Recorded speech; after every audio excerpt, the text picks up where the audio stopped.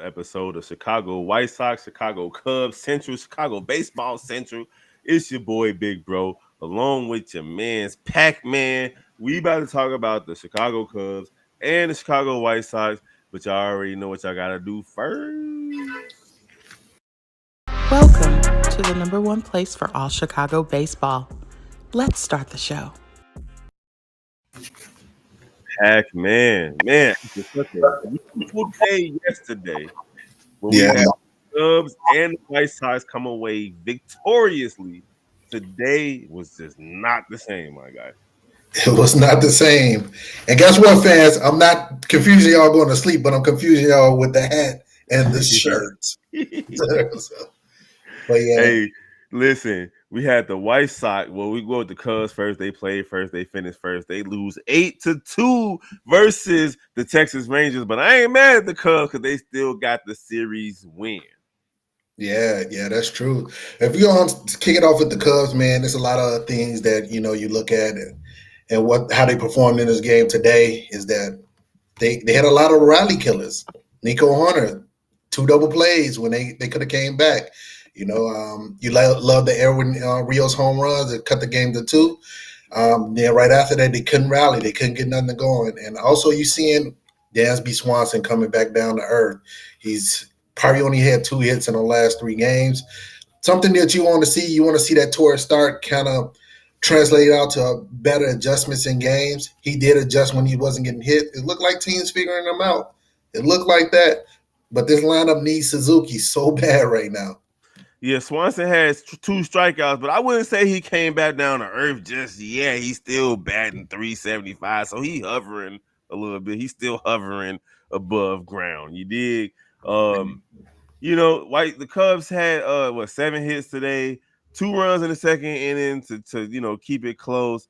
Um, yeah, the Cubs they tried their best. They didn't do any. They had 7 hits on 2 runs, and 2 errors today, Pac Man. So they didn't do themselves any favors today. Not at all. They wasn't operating on all facets of baseball right now. And again, I done said this in several videos before. It's about the lineup construction. I mean, they throwing guys out there that never played positions before, starting games. Man, I wanted Trey Mancini to play right field to start the season because Suzuki is out and he having the opening the first game he played right field. He tries to dive and cause a double and bring in the first 2 runs of the game. And then you're looking at Madrigal, even though he had a really great pick at third base, his throw to first, out of play, caused 2 more runs to come in, put 2 runs in scoring position. So it's like, I don't know. They need to really figure out how to adjust this lineup to put the best product on the field. I agree with you. I was hearing some highlights somewhere. I don't know where it's coming from, but It's coming from me. I don't it got no might not. highlights. No, it might be one of these. There we go. You know how you have ESPN open and so on and so forth. But I close it out. But yeah, man, the Cubs. I will say this: the 1, 2, 3 hitters are still doing their thing. They all hitting above 500 right now, but the rest of the lineup, their struggles throughout. So the Cubs got some work to do, but they still sitting at 500. So we ain't got nothing really to complain.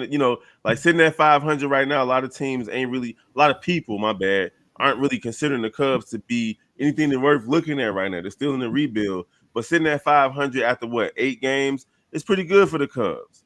Hey, I take this win. I take this series win. I'm not mad. Of course, as a fan, you want them to win all 162 games. But that's unrealistic. You got to realize that it's going to be losses, and when you beating yourself in these losses, that makes it ugly. But at the end of the day, I take this series win against the Rangers. They actually put up some mad numbers against the Rangers. And Rangers actually is one of those sleeper teams supposed to come out the West who retooled their team in the all season. They already got the offense the season before in 2022 off season.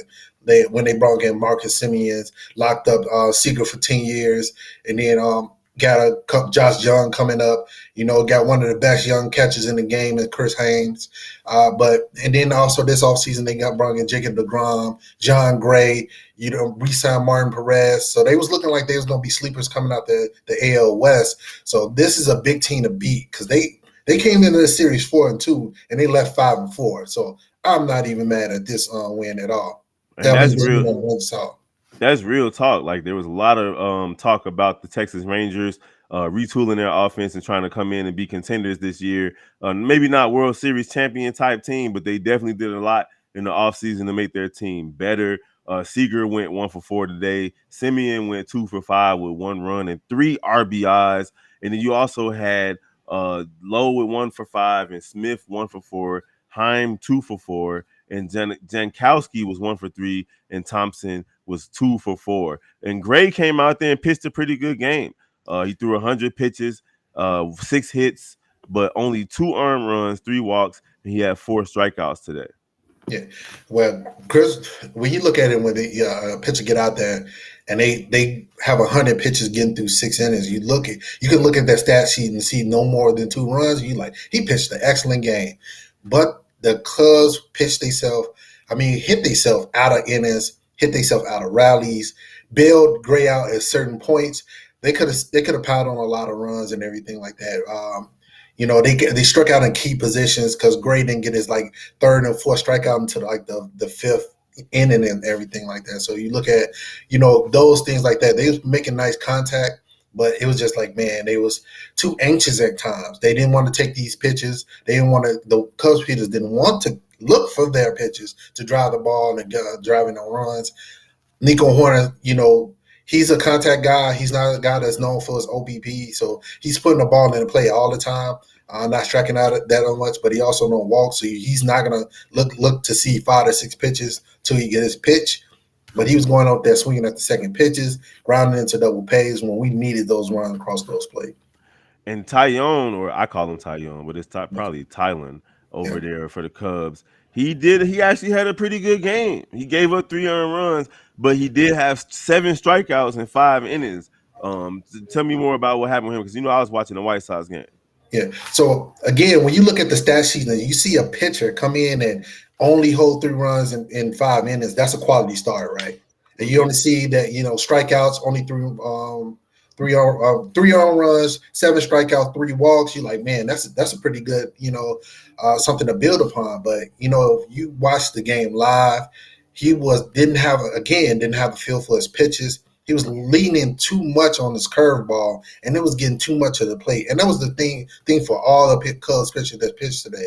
Well, Javier Assad too, but Talion, too much of the plate with his curveball. He gave up too much extra base power. Like 6 of the 10 hits that the Rangers had was all extra base hits from doubles, and triples and everything like that. And Talon gave up pretty much 90% of that. Like every hit that he gave up was a double. It's just like, what's going on? Like you're not executing the plan. Like you're not using the sweeper that they use. You really relying on this curveball that's not breaking like you want to. You're not hitting your spots.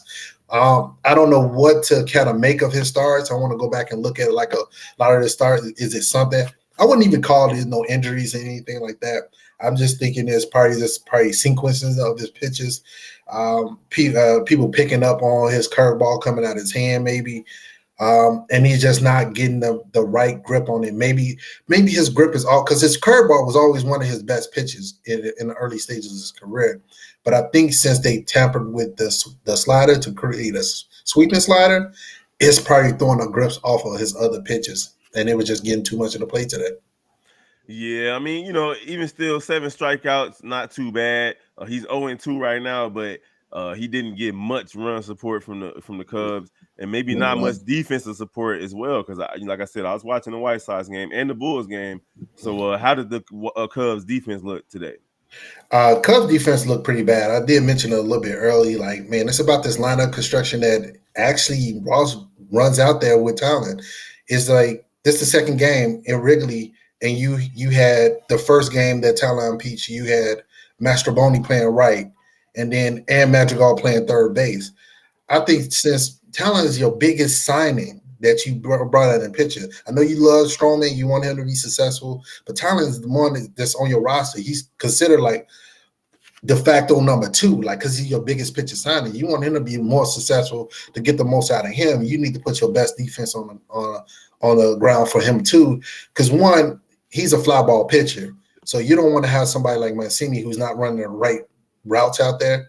And then also you want somebody to be tall enough at third base to pick it out the air.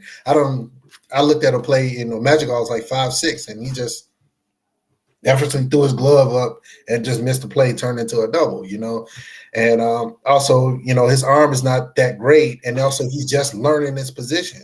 So I think, and Tucker Barnhart been his catcher since January, since he came over. They've been working together.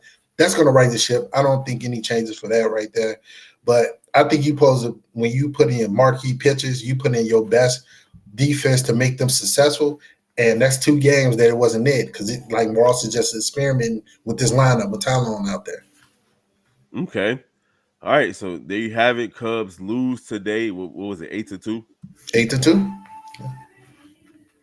Hold on. I'm time stamping that part of the conversation. We're gonna put that out there for the people as a short.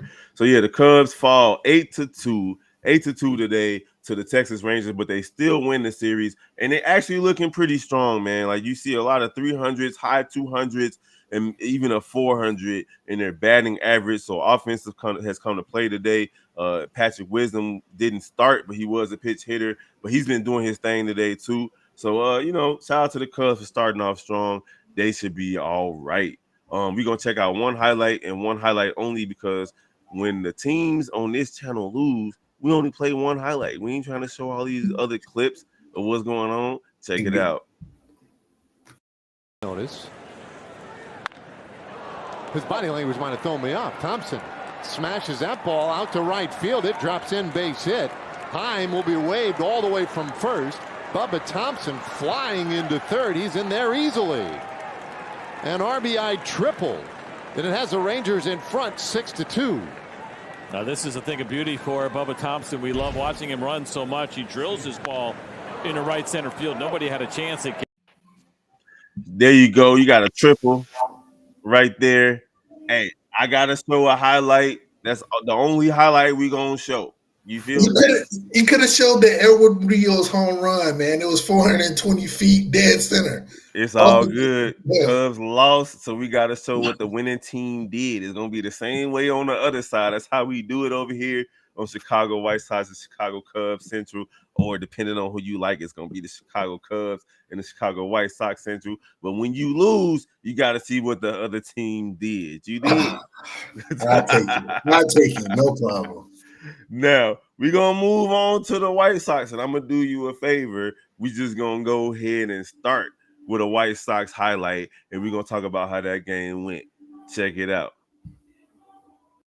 On the ground to third, Moncada's coming home. Throw is high. Sebi got there, and that is out at the plate.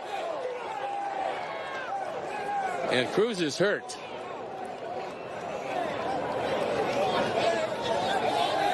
And I'm not sure what Santana was talking to Sebi about. I mean, that's a collision. Oh, here we go. There's a fight brewing now, and everybody spills out just to the left of home plate. Sebi Zavala and Carlos Santana were talking, and now here come the bullpens from left center field. Out of nowhere. So there you go. Not much really happened from there, but that might be the first base clearing situation of the MLB, the young MLB season. White Sox fall to the Pittsburgh Pirates 1-0, and they ended up losing the series 2-1 today. The bats that have been pretty much hitting all season, double digits in 8 out of 9 games, did not show up today. What you got for the White Sox for me? And their offense was used up after yesterday. 11 runs yesterday, and then they came in and hit a goose egg. Far too often in Chicago baseball, we don't seen that. They put up so much. The same that happened with the Cubs. They just put up day before 10. They put up 10 runs, and They squeezed out two on just a 2-run homer today. So, and that's interesting that you open up with that particular clip because I was talking to some people on Facebook about that, and I said with that clip and just kind of just analyzing and everything like that, I feel that Sebi showed poor gamemanship because one at the beginning at that clip with the slide, he just falls. When he falls and tags, he says something to Cruz and tosses his helmet, which triggers Santana to say something to him. And it looked like when the scrum happened, Kopech come over there to defend him. And I was like, well, that's poor gamemanship. Well, obviously, man, that O'Neal Cruz slid short and he took the tag and he injured himself. He injured himself. Now, as the opposing team, you don't have to go check on this player at all. But more often than not, it happens. Like, man, you see a player of O'Neal Cruz caliber who's one future of the game right now. You stop and check on this guy. This guy done probably ripped up his knee. Something happened. You don't know. You fall down, but you mad because this slide was short. So it's like I don't think this dugout clearing brawl was necessary. Nobody should have came out the dugout because one, they left O'Neal Cruz laying on the ground, walling around, and he may be lost for the year. And then the focus is gonna be like, what did Sebi say to Cruz that triggered Santana? And I bet you if you go back to every interview at the end, Santana going, "Oh, it's something I can't mention on TV, but we can't wait to play the Sox again." So I mean, it was just an unnecessary situation. We lost probably one of the best superstars that we should be seeing break out this year, and I just think that's just the unfortunate situation. I agree with you, man. Like I was confused because the Bulls pretty much had the game in hand at that point. So I'm checking out the TV. If y'all don't know, we do live Bulls calls over on Shot Bulls podcast with the Cognac Boys. Follow that on YouTube. But anyhow, I'm looking like what they tripping on. You feel me? Like what's going on? Like Buddy over there hurt. He's literally crumpled on the ground and ain't nobody checking on him, but people arguing and tussling like literally after like 30 seconds of nothing, right? It wasn't like the White Sox was like, doing Israel Adesanya arrows into the ground or nothing while Buddy laying on the ground. So I'm like, what's going on over here? So I agree with you, man. Pittsburgh, they definitely need to figure out something because they definitely won the game today. But at the end of the day, when your star player is on the ground, you go figure out what's going on with him. Stop arguing with the other squad. But the White Sox lost 1-0. Ain't really nothing else to talk about in that game. There wasn't nothing happening for the White Sox at all. This is their first shutout of the year. But if things trend in the direction of how things have been going all season, they should be good by tomorrow when they start with their series versus Minnesota. Who the Cubs got next? Oh, they got the Dodgers next. Ooh, the Dodgers have been on a tear to start the season. Yeah. Jeez. And guess who's been on a tear with the Dodgers? Who's that? The Cubs? No, Jason Hayward. Oh yeah. Oh my God. You saying Jason Hayward is on the Dodgers and actually producing? He's producing. He's hitting over 300. Got 3 home runs. They just lost. He just hit his home run. That was yesterday. This third home run yesterday. They got spanked, but he's hitting the ball with authority. Ain't Klay Thompson brother over on the Dodgers too? He hit like 3 home runs earlier this season. He was on the White Sox. Yeah. Well, the Cubs actually fixed Trayce Thompson. So White Sox drafted Trayce Thompson. He was a long time minor league with them. He finally never broke the team. He didn't even get a chance. He got traded to the Dodgers. Seen limited time with the Dodgers. Dodgers released him. Cubs picked him up. And I don't know what the Cubs did to him in the minor leagues. This dude just started hitting home runs out of nowhere. They should have kept him. What they doing? And when he wasn't in part of the outfield picture, like what can he do? The guy's 31 years old. He's not part of their picture. He's over there with the Dodgers. He's back with the Dodgers as like maybe a 4th outfielder, but he's hitting tanks. When he gets the opportunity, he's hitting tanks. Shout out to Trey Thompson. His brother hit 3s. He hit 3 home runs in the game. I guess he did. Yeah. Man, Pac-Man, it's always good to have you on here. You know I'm going to hold it down while you holding it down, doing the things that you do. But anytime, bro, every time that you ready, we definitely love to have you on here. You know your stuff. This is Chicago Cubs and Chicago White Sox Central, or if you're from the South Side, Chicago White Sox and Chicago Cubs Central. It don't matter. If you want to hit us up on Chicago Baseball Central at gmail.com. We definitely want to hear what y'all got to say about the squad. It's early in the season. I'm about to pull up this phone number. I keep forgetting to just put it on here. I'm about to put it on here right now, and then so we can have it, Pac-Man, and just put it on the screen. I keep on forgetting to do that. Hold on, real quick. Look, elevating. Y'all gonna get to call in and ask me questions. Oh yeah, it's finna be on point. It's 773-389-6954. That's 773-389-6954. I'm about to put it in there right now. But hey, I'm looking forward to all of the conversations that we have this year, mainly because this is like the first of its kind. When is the last time we had Chicago White Sox and Chicago Cubs conversation in the same spot, bro? I can't even think of it. It's two separate shows when you go online. It's not, you don't divvy it up unless it's national broadcast, and they actually separate it. So you're not talking about Sox, then Cubs right after. You're talking about Sox and the AL Central, then the AL West, and then you're talking about the Cubs. So yeah, I appreciate this. Oh yeah, it's dope because we got to exist in the same space, and there's gonna be times throughout this season that we, hey, we ain't trying to hear what the other person gotta say. Exactly. What is you talking about? So there you go, 773-389-6954. We want to do mailbag episodes with you guys so we can respond to what you have to say. Also, go ahead and comment. Don't forget to follow all the Central channels, NBA Central, Chicago Bears Central, Chicago Bulls Central. We also got the Shy Bulls podcast with the Cognac Boys. We all finna be over there doing our thing for the play-in tournament and the playoffs. So even if the Bulls ain't in it, we still gonna be doing our thing. And you also got the Chicago Sky Central coming up this summer. And who knows when we gonna get to the hockey and the soccer. I don't know about soccer, but we gonna try our best. You dig? Hey, Pac-Man, we rock with you, bro. We appreciate y'all for rocking with us on the shorts and all those things. We got something for you today. We ain't forgot about you. Chicago Baseball Central, Chicago White Sox and Chicago Cubs Central. Peace. We're going to holler at y'all next time.